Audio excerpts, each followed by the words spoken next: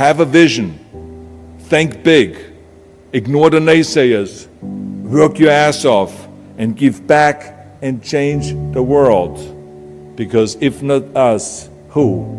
If not now, when? What is the secret to success? And the long version is that I actually always had 5 rules. And everything that I did, I always used those 5 rules, and those 5 rules helped me to become successful in various different areas. And I believe that those rules can be applied to almost anyone and everyone. You don't need to be a bodybuilding champion, you don't need to want to be a governor of California or to be an action hero or anything like that. If you want to excel in whatever you do, those rules are for you. It's that simple. Now I have to tell you right off the top that I always was very intense. As a kid already, I was very intense and I was very hungry. I always wanted to be the best. I always wanted to be number one. I always wanted to get to the top. I never believed in just getting by.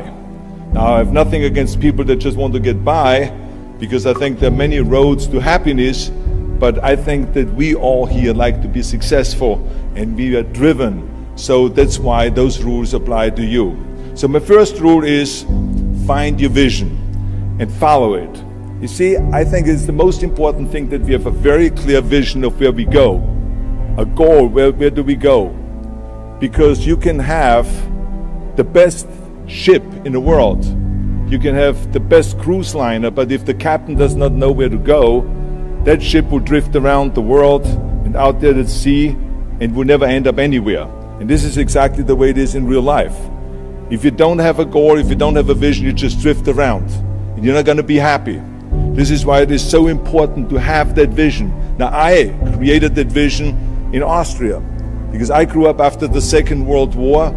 Austria, right along with Germany, lost the Second World War, thank God. And the problem was that everyone was so depressed because they lost the war that there was alcoholism everywhere. There was, of course, depression. There was a terrible economic situation. There was famine. There was starvation and all of those things. And also it was kind of a little place and narrow. I felt I wanted to get out of there. I wanted to escape. And I couldn't see myself really to work there and to stay there, to work in a factory, or to work on a farm, or to even to follow my father's footsteps and to become a police officer. I couldn't see that either. As a matter of fact, that's what my parents wanted me to do. They wanted me to become a police officer and to marry a girl by the name of Heidi and to have a bunch of children and to run around like the Von Trapp family in The Sound of Music. But that's not what I saw. This was the vision of my parents, but not mine. And luckily, one day in school, I watched a documentary about America. And I found myself, I knew exactly that is where I wanted to end up. I wanted to be in America. Everything that I saw in the documentary, I just loved. Everything was so big. I remember the tall skyscrapers, the monstrous bridges, the giant freeways filled with beautiful cars, the huge jetliners, movie stars, Muscle Beach, and all of those things. I could not wait to get there. The question was just, how do I get there? How do I get to America? I mean, this was not a common thing to do way back in the 50s. No one had the money to travel or anything. But one day I was fortunate enough to see a magazine. And that magazine showed me the path to America. And it was a bodybuilding magazine. And on the cover was this very muscular guy that was standing there like Hercules with a Hercules outfit. His name was Reg Park. This Reg Park was on that cover, and I remember the cover said, Mr. Universe becomes Hercules star. I read the article as fast as I could, learning about how he grew up in Leeds in England, poor, and how he trained 5 hours a day, every single day, and trained and trained and trained and lifted weights, and then he finally became Mr. Great Britain. And then he became Mr. Universe. And then he won a second Mr. Universe title and a third Mr. Universe title, and then all of a sudden he landed in Rome in Cinecittà doing Hercules movies. And there he made millions of dollars, and this money he took and bought himself a gymnasium chain in South Africa, and he became a successful gymnasium owner. And as I read, I became more and more certain about my own future. As I read this story, I was so excited, so interested. I knew exactly that I wanted to become another Reg Park. I know he laid out the blueprint for my life, basically. I could see myself, I could visualize myself clearly to be a champion on that same stage where he won the Mr. Universe, and then to move to America, then get into movies, and then become rich and famous. I had that vision very clearly laid out. I was so happy that I knew exactly where I was going. From that moment on, everything that I did, no matter how hard I had to work or how much I had to struggle, it didn't matter. It was a wonderful joyride because I knew what the purpose was and I found my passion. The simple truth is, if you don't have a vision, if you don't have a goal, if you don't see your future laid out in front of you, you're just floating around without a purpose. And I think that the numbers speak for themselves. This is why so many people around the world are unhappy with their jobs. I mean, in America, 74% of the people hate their job and would like to change jobs. But think about that. That means that only a quarter of the Americans love their life's work. I mean, that is a very depressing statistic. I always smiled when I worked, no matter how hard I worked. I always had a great time, no matter what I did. It didn't matter if it was in bodybuilding, or if it was in the movies, or if it was as governor. I remember in the pumping iron days, people ask me in the gym all the time, why are you smiling all the time? Why are you so happy? You have to lift 50 tons of weights. You have to train 5 hours a day. I mean, I look at the other bodybuilders' faces and lifters' faces, and they look kind of depressing. They look sour. They're miserable that they have to lift weights. You don't look miserable, you look happy. And I tell them always, I say, I smile because I know exactly that every rep that I do, that every set that I do, every weight that I lift, I get one step closer to turning that vision of mine into reality and becoming that Mr. Universe. I could not wait to lift another 500 pounds in the squats. I could not wait to do another 1,000 sit-ups. I could not wait to do bench press, more bench press and more curls until I couldn't move my arms anymore. Because I knew that every rep got me closer to standing on that stage as a champion. As a matter of fact, when I lifted weights, I didn't really feel like I was lifting weights. I felt like I was lifting a trophy over my head each time I lifted. And to have all those bodybuilders around me and thousands of people screaming. And I tell you that this vision didn't just help me in bodybuilding, it helped me with everything, like I said. I remember in the movie business, there was many times stunts that I had to do where I got hurt, where I was in pain, in agony, and had to do it over and over again. I remember one incident specifically on Conan the Barbarian. There I was crawling on all four, on rocks, over rocks and gravel, holding my sword right in front of me. And as I was crawling, the camera followed me, and it was around 30 feet that I crawl on those rocks and this gravel. And eventually, after 10 takes, my elbows and my knees started bleeding and hurting. And the director came to me sheepishly and said to me, he says, do you mind if we do another take? I need a close-up of you. And I said to him, no, I don't mind at all. I said, go and do as many takes as you want. He says, no, I don't want to do that because I know you're in pain, you're bleeding. I said, no, I don't feel any pain. I said, the only thing I see is the finished scene. I see the finished scene of me crawling on all four with my sword in the front, crawling up and sneaking up behind Thulsa Doom, the main villain of the Conan movie that killed my parents, and rising up behind him and cutting his head off. That's what I see. Remember, crush your enemies, see them driven before you, and hear the lamentation of their women.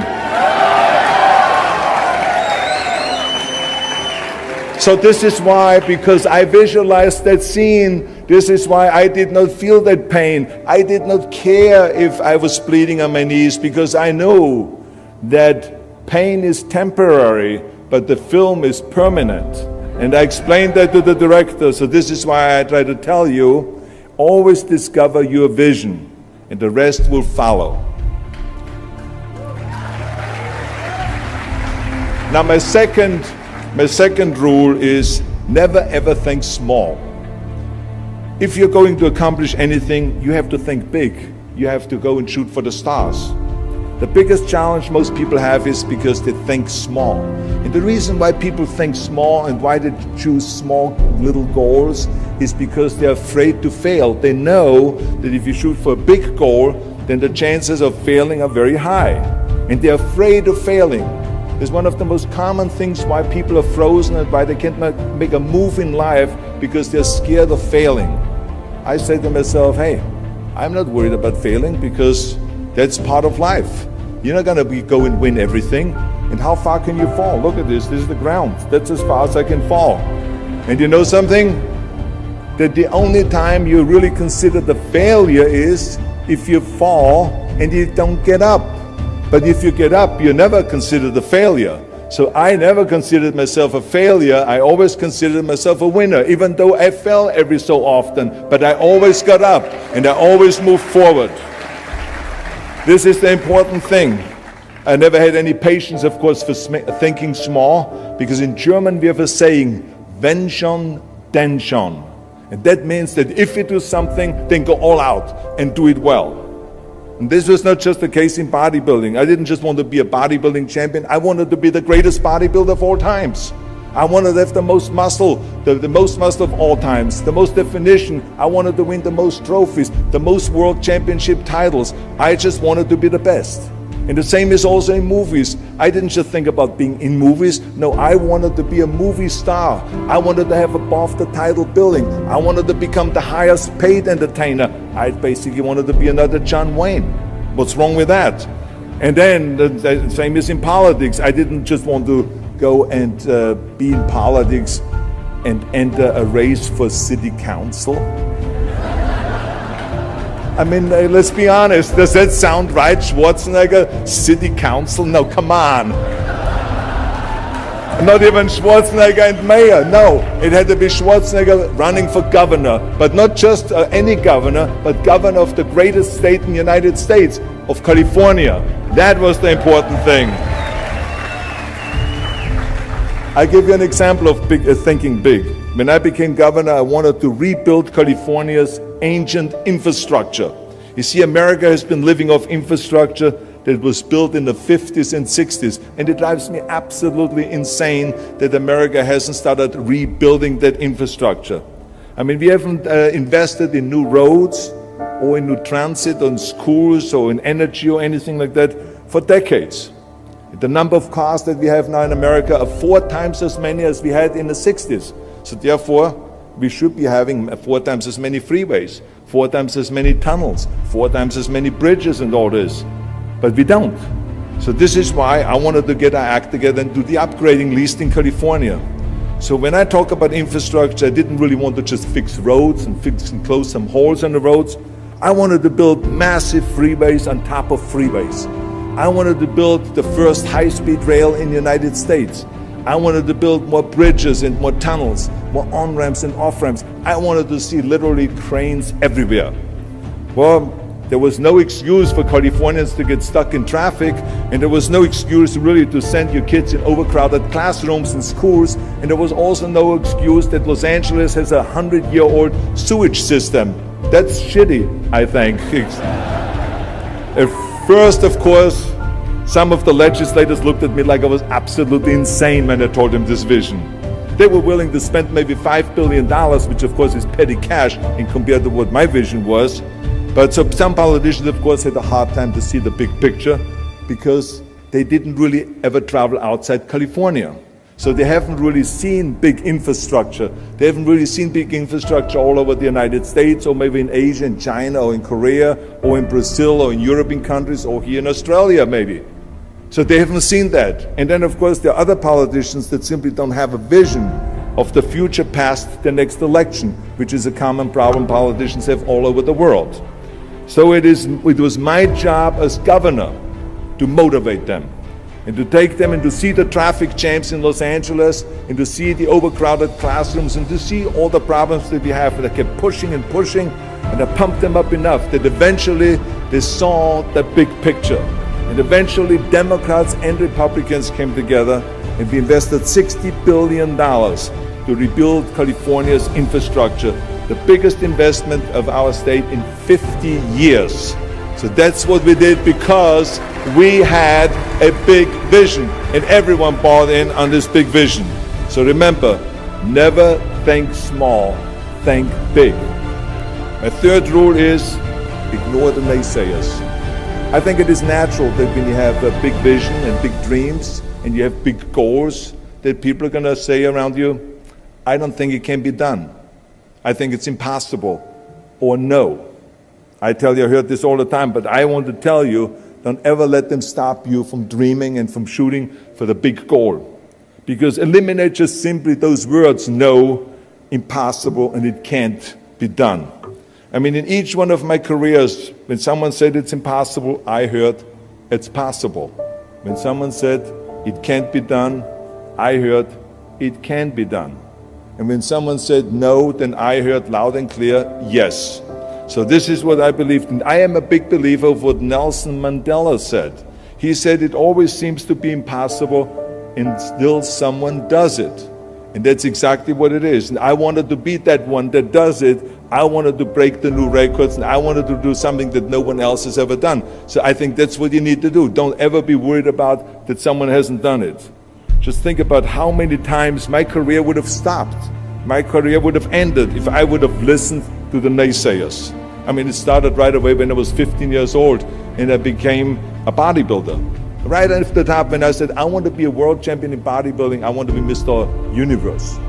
They immediately said, are you crazy? You're in Austria.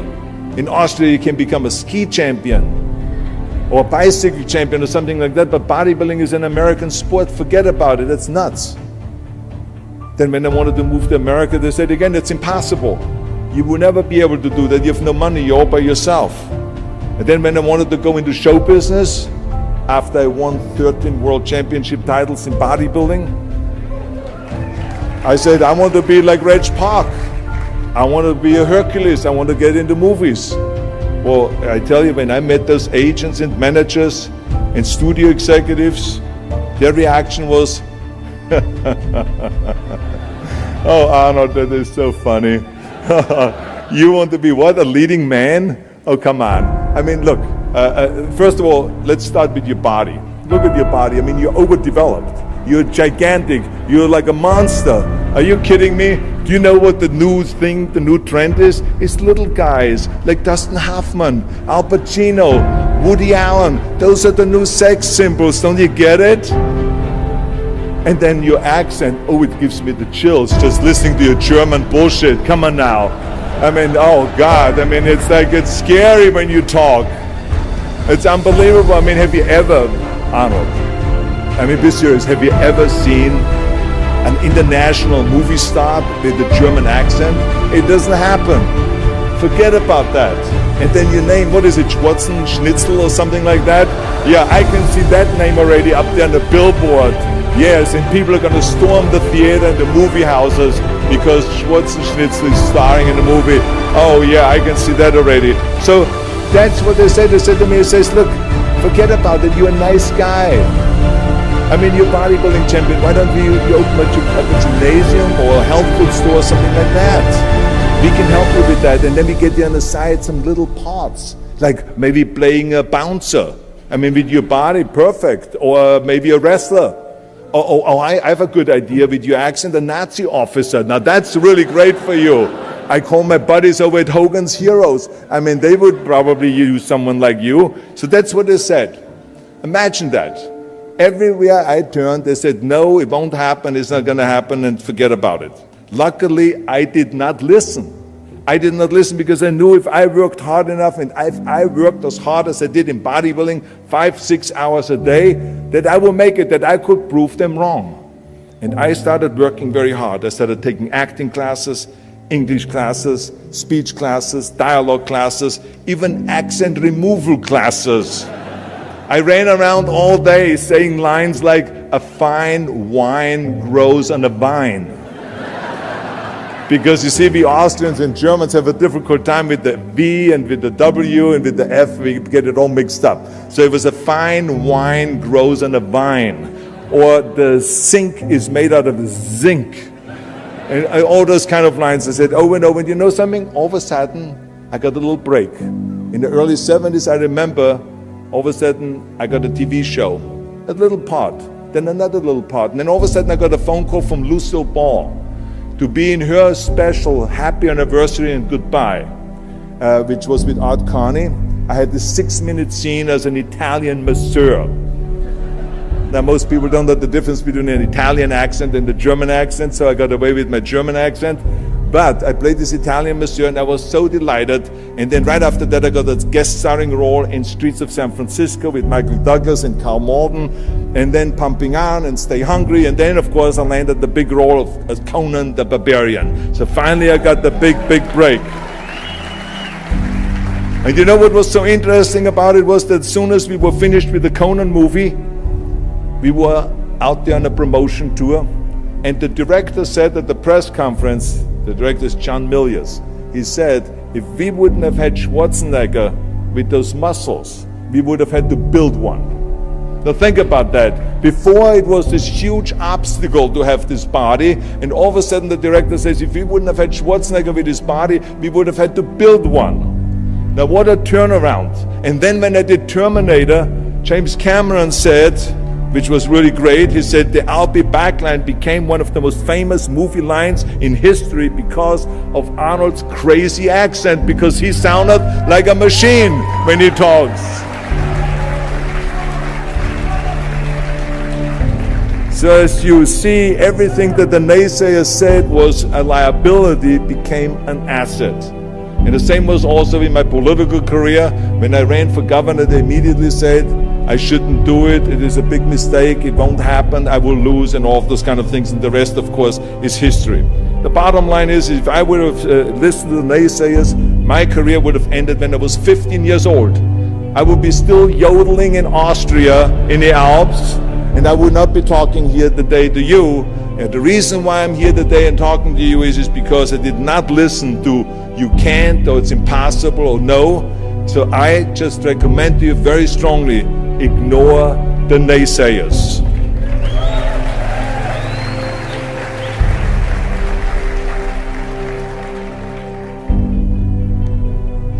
My fourth rule is work your ass off. Nobody ever stumbled upon success by accident, except maybe the guy who found gold in California. But don't ever think that you can be that guy. I mean, you never want to fail because you didn't work hard enough. I always believed no stone unturned. Work your butt off. That's what I always believed. No matter what you do, work. I remember Muhammad Ali, one of my great heroes, had a great line in the 70s when he was asked, how many sit-ups do you do? He said, I don't know, because I start counting only when it starts burning. When it starts burning, that's when it starts counting. You see, that's what makes you a champion. It doesn't matter in what area you're in. No pain, no gain. The bottom line is, one of my rules, which is work your butt off. If you don't apply that rule, all the other rules won't mean anything. I mean, it drives me absolutely nuts when people say, I don't have time to work out. Haven't you heard that many times? I don't have time to work out, or I have worked so hard all day, I'm tired, I cannot work out anymore, or I cannot read another book, or I cannot improve myself, or I don't have time, or I work so hard that I cannot really improve my business, or I cannot grow as a person, or any of those things. What the hell are we talking about here? I mean, the day is 24 hours, you sleep 6 hours, so you have 18 hours left.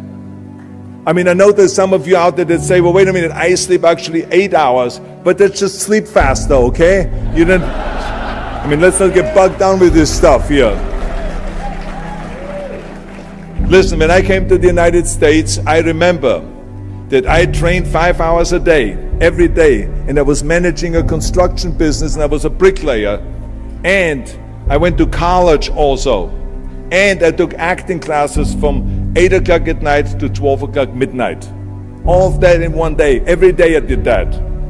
I did not worry about it. I knew that I had 24 hours and I didn't want to waste one single hour. Because I believe of what Ted Turner said, who is one of the great entrepreneurs who started CNN and so on. He said, early to bed, early to rise. Work like hell and advertise. So that's what I believe. Just remember, you can't climb that ladder of success with your hands in your pockets. You must work your ass off. It's that simple. And my fifth and last rule is, don't just take, give something back. Leave your mark on the world. I believe that we all have an obligation to do something for our community, something for our state, something for our country. We must serve a cause that is greater than ourselves, because we all know that in the end we will be judged not by how much we made, but by how much we give. Ever since America greeted me with open arms, I've had this sense of responsibility, and I felt obligated to give something back to America. Because I know that everything that I have accomplished is because of America. If it's my bodybuilding career, if it is my show business career, my political career, the money that I've made, my great family that I have, all of this is because of America. But I have to recognize the fact that America did not become the land of opportunity in this great country by itself. No, in history, people worked tirelessly in America. People fought and people died to make it the land of freedom and opportunity and the land of liberty. So now it is our responsibility, if we want to keep it the #1 country in the world, to work for that and to give something back to that country. And it doesn't matter if you're in America, or if you're in Australia, or if you're in China, or if you're in Japan, or in Italy. It is the same thing. You all have to give something back to your country, no matter where you're from. Now, I love the words of my father-in-law, Sergeant Schreiber, who started the Peace Corps, the Job Corps, legal aid to the poor during the Kennedy and during the Johnson administration. He was the #1 public servant, and he always inspired me to become a public servant. He was one of my heroes. He said at Yale University at a commencement speech, he said to the students, tear down that mirror. Tear down that mirror that makes you always look at yourself. And you will be able to look beyond that mirror, and you will see the millions and millions of people that need your help. And I saw those millions and millions of people. And this is why I tried to take every opportunity that I could to give something back. I started training Special Olympians, people that were intellectually handicapped, to help them with weightlifting and powerlifting. I became the international powerlifting coach and the torchbearer for Special Olympics. Then later on, I joined the Simon Wiesenthal Center to fight prejudice, so we don't have the things happening again as we had during the Second World War, during the Nazi Reich. And I joined also the President's Council on Fitness. I became the chairman under President Bush from 1990 to 1993. To be the chairman and to promote health and fitness in all 50 states. I traveled all 50 states. I started after-school programs for the most vulnerable children, for inner-city children, to make them be able to say no to drugs, no to gangs, and no to violence, and to say yes to education and yes to life. And every single time I reached out and I gave something back, I felt fantastic. Nothing made me happier. I would rather play chess with an 8-year-old kid in an after-school program, or play golf, a round of golf with a Special Olympian, than go down another red carpet of a movie premiere. And I have nothing against movies, but to give something back to me is more important than just to think about myself. Eventually, the joy of giving back was so great that I decided to become a public servant full-time and to turn my back, actually, and walk away from my career as an actor. After I finished promoting Terminator 3, I jumped into the race, into the governor's race in California, and I ran for governor. And even though my friends advised me not to do that, they said, "Are you crazy, Arnold? Don't you understand that you would lose now this $20, $30 million a movie that you're getting paid? And they will only pay you $178,000 as governor a year?" Well, I didn't care, because I knew that all the money that I've made and to be in that position in the first place to make this money is because of America. It was time to give something back. So I became governor, and I didn't even take the $178,000. I gave it back to the taxpayers because it was petty cash. It's the last thing I needed. And I can tell you that those 7 years were the most exciting and the most rewarding and the most gratifying years of my life. To work all day long, to to solve problems and to serve the people was absolutely heaven. It was the best job I've ever had. But I also knew that eventually it's going to come to an end. And after 2 terms, it did come to an end. But when it came to an end, the one thing that didn't come to an end and was not finished was my desire to be a public servant and to serve the people. And this is why I continued to work for Special Olympics. That's why I continued to work on fighting my fitness crusade and traveling around the world to promote health and fitness. And this is why I continue to support after-school programs, and we even started the Schwarzenegger Institute at the University of Southern California to continue to inspire students and leaders around the world to find solutions to complicated issues and to give back and to make the world a better place. So thank you.